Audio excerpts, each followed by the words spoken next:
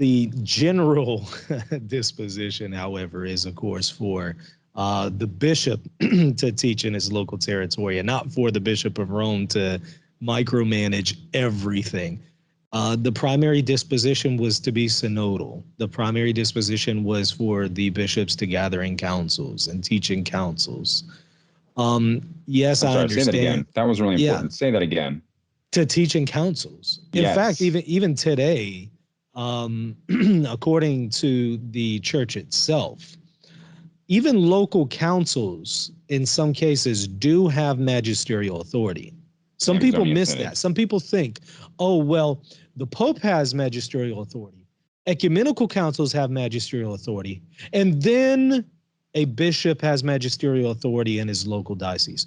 You missed a huge chunk there, and that is bishops gathered in local councils, regional councils, which unfortunately aren't very common these days, and they need to be, because that was very common in the life of the church of the first millennium. But even today, if one were to have a local council, I mean, even the National Bishop Conference, National Conference of Catholic Bishops in the United States, if they are to unanimously teach something on faith and morals, according to the Vatican, that's magisterial.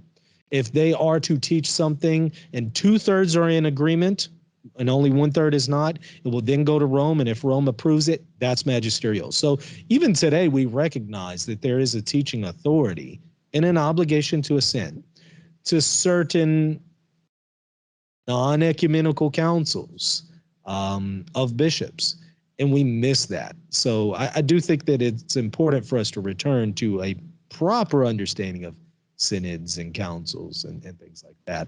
I understand there's some people out there who are trying to abuse it, but I'm just speaking about how it should be done. When you say the USCCB, when they meet and unanimously teach something, that is magisterial. Is that magisterial within the United States of America, strictly? That's an excellent question. Excellent question. My understanding is yes. Now, if you find anything out there that says otherwise, I'm all ears. But my understanding of John Paul II on this matter is that it applies to their territory. Yeah. Because it is a local group of bishops, right? Mm-hmm. For a specific and local territory. Now, if we're speaking about like an ecumenical council, okay, now we have the entire universal church that is being spoken to.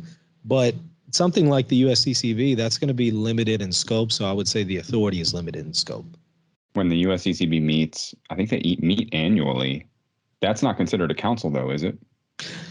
Well, no, we don't really consider that a council. That's not what we call it. Although I'm in favor of us getting more into it being more of a council style. So this is some of the disconnect that we have today. The synods that take place in Rome, for example, there's a disconnect between it and synods traditionally. The synods that take place in Rome, for example, are there to assist the Pope in his papal magisterium. That's not exactly how synods were conducted, although there have been synods like that in the first millennium. That's not how all synods were done.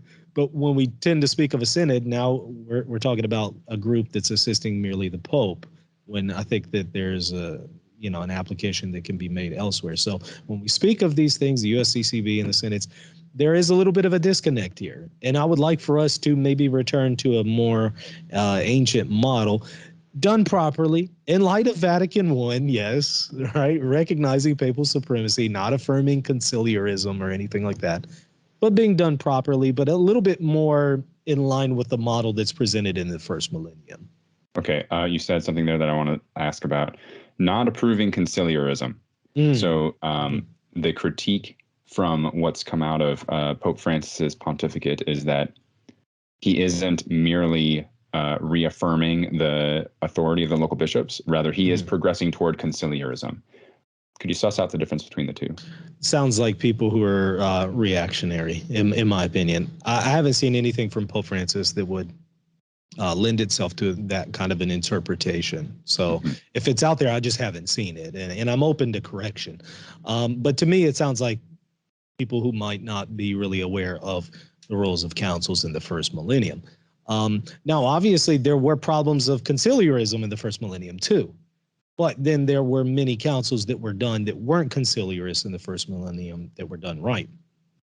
And I don't think that Pope Francis is opposing the former over, or is proposing the former over the latter. I would have to see that. So simply returning to a more conciliar model doesn't automatically equal conciliarism. Conciliarism is the idea that a council is over a pope. I have not seen Pope Francis say that a council is over a pope universally. In fact, what I have seen Pope Francis do is revise some codes in canon law that would suggest the exact opposite. Can you give an example? Yeah, I'd have to go and look at the canon. I don't have it in front of me. I wish I did. I'll send it to you after this, and maybe we could put it in the show notes. It was recently done. Very few people have been talking about it. He's made some updates to canon, the Code of Canon Law, and one of them in there, it's clear he is not a conciliarist. But yeah, I wish I had it in front of me. I apologize.